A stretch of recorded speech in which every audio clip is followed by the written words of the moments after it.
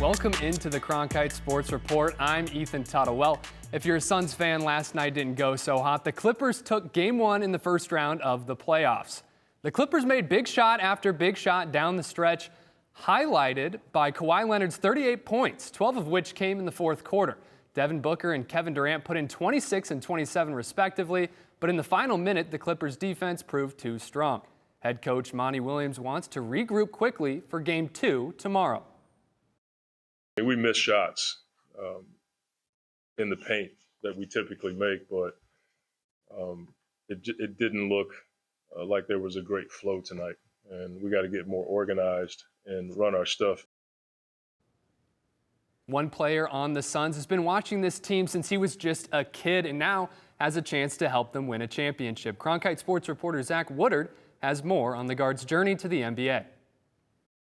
In February, Saben Lee signed a contract with the Phoenix Suns, a surreal moment to be able to suit up for the hometown team he grew up cheering for. I was ecstatic, obviously very grateful for the opportunity to be here, play for the hometown. Lee played at Corona del Sol High School in the mid-2010s, a powerhouse program at the time. Lee had to wait his turn before becoming one of the top players in the state. What we wanted to do was just bring him along at his pace. So we wanted him to develop and stay at the freshman and develop his leadership skills.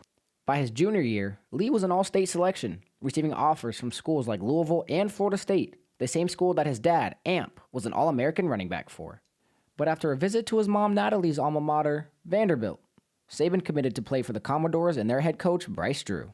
Saben was always special because he loved being in the gym. He never tried to take shortcuts. He knew he had to earn everything that he got. The game of basketball is a team sport, and in order for that team to be successful, everybody has to play their role perfectly. A big role change came for Saben Lee his junior year of college when he came off the bench, the first time in his college career. And that's one thing that he didn't care for the whole year, but we managed it. You know, he was a professional about the whole thing, and obviously it didn't hurt him. He got drafted. The mindset was just, keeping the main thing when I'm out there on the court, whether I'm starting and finishing the game. Whenever I'm out there, just play my game, be aggressive, and do whatever I can to help the team win.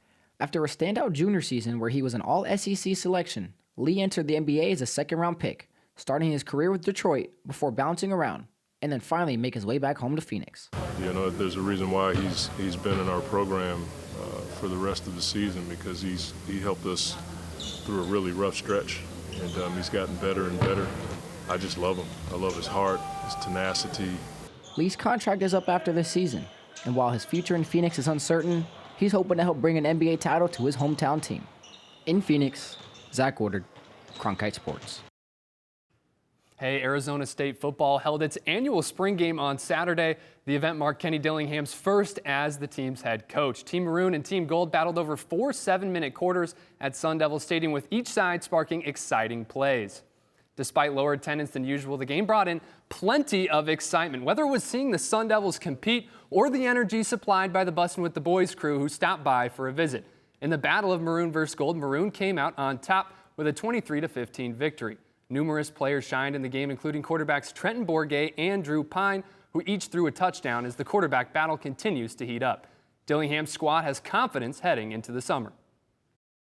We're going to have a top 5 offense in the country. It's just inevitable, just with Coach Dillingham and Coach Baldwin. They just, they're professionals at this and got PhDs in dicing up defenses. And so we're going to put up points, going to put up numbers, and we got the players to do that. Runners hit the pavement Saturday morning for the annual Pats Run, honoring the legacy of Pat Tillman. Our very own Ashley Engel was in Tempe for the inspiring event.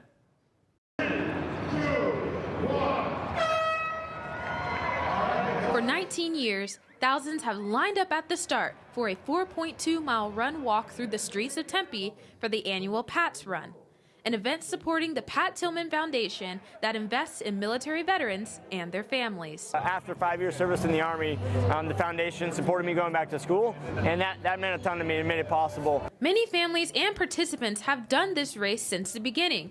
For some, this year was their first time. And all these people are cheering you on, and there's these guys that, ASU football players high-fiving you and stuff like that. And you come into the stadium, and there's this huge rush of adrenaline, and you're like, oh my God, I got to do this again. Everyone who participated in the race were given this medal at the end. While everyone was here running in honor of Pat Tillman, this medal means more to some as they were running for personal accomplishments. I had a near total collapse of my lung. Had to have surgery on November 30th, which removed the top part of my lung that contained blisters, which caused the collapse. It's a pretty special day for me because, you know, I've got staples on the top of my lung. It seems like the lung held up pretty well. I had a baby 6 months ago, and I just kept training through the pregnancy, and then after, my daughter was like, "You can do this, you're amazing, Mom," and I was like, I can't be a quitter before I even start, so I just wanted to do it for my babies. A fallen hero and an ASU legend, number 42 will forever be in the hearts of many. In Tempe, Ashley Engel, Cronkite News. That's it for the Cronkite Sports Report. Let's send it back to you at the desk.